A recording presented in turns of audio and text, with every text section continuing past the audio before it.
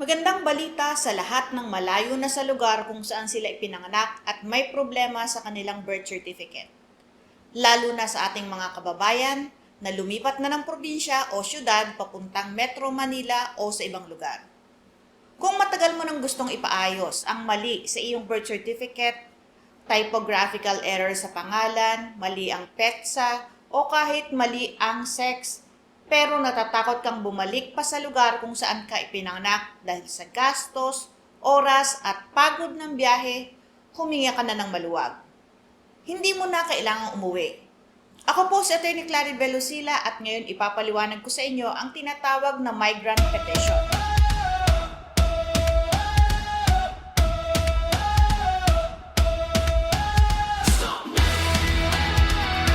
Taong 2021, binago ng Korte Suprema. Isang legal na mekanismo na marami pang hindi nakakaalam kahit ilang taon na itong pwedeng gawin. Una, alamin natin ang common na sitwasyon. Marami sa atin ang ipinanganak sa isang lugar. Sabihin na natin sa Mindanao o sa Bicol o sa Visayas. Pero ngayon, nakatira na sa Metro Manila. Tapos, may na-discover tayong error sa ating birth certificate.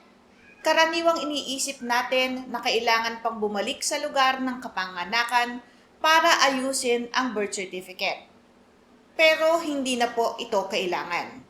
Sa ilalim ng batas, partikular ang Republic Act No. 9048 na sinusuga ng Republic Act No. 10172 at ipinatupad sa pamamagitan ng Administrative Order No. 1 Series of 2001, meron tayong tinatawag na migrant petition. Ang ibig sabihin nito, pwede kang pumunta sa Local Civil Registry Office o LCRO ng inyong kasalukuyang tinitirhan, hindi na kailangang doon pa sa lugar kung saan kayo nakarehistro. Ang LCRO na iyon ang siyang makikipag-coordinate at magpapadala ng inyong petition papunta sa orihinal na LCRO kung saan nakafile ang inyong record. Sa technical na termino, ang LCRO kung saan ka nag-file ay tinatawag na Petition Receiving Civil Registrar at ang LCRO kung saan nakarehistro ang iyong record ay tinatawag na Record Keeping Civil Registrar. Sila na ang mag-uusap. Subalit hindi lahat ng klase ng error ay pwede sa migrant petition. Ang covered ay ang clerical o typographical error sa ilalim ng Republic Act No. 9048. Halimbawa, maling spelling ng pangalan, o nadagdagan o kulang na letra.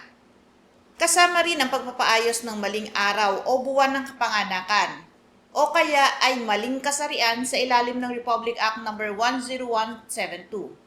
Basta't ito ay talagang clerical error lang at hindi tungkol sa gender identity. Pati na rin ang change of first name dahil sa katatawan ng pangalan, mahirap ibigkasin o iba pang valid na dahilan.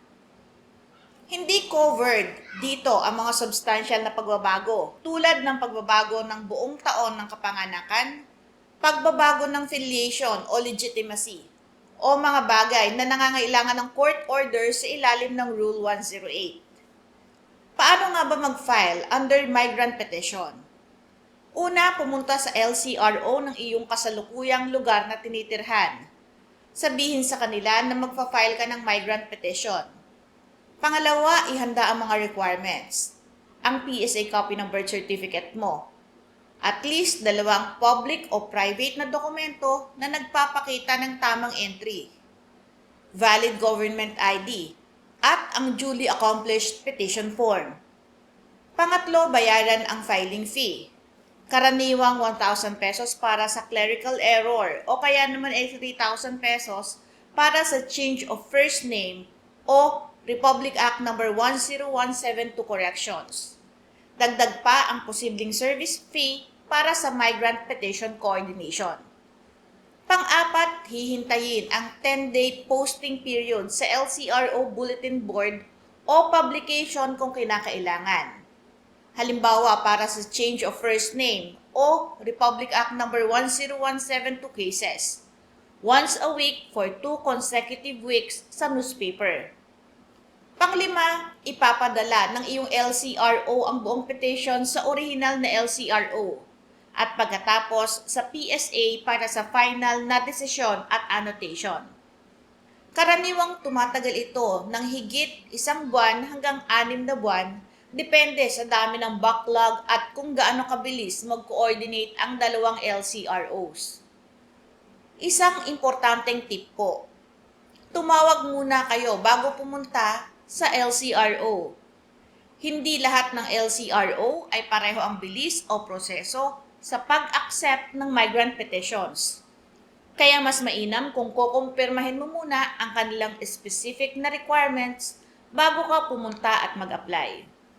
Kaya kung ikaw o may kakilala ka na kamag-anak o kaibigang lumipat na ng lugar at ayaw bumalik sa lugar kung saan sila nakarehistro para ayusin ang birth certificate, ipaalam mo sa kanila ang video na to. Malaking tulong ito lalo na para sa mga pamilyang gustong makatipid sa oras at pera. Kung may tanong kayo tungkol sa inyong sariling sitwasyon, i-comment ninyo sa baba at sasagutin ko sa susunod na video. Huwag kalimutang mag-subscribe para sa mas maraming legal content na madaling maintindihan.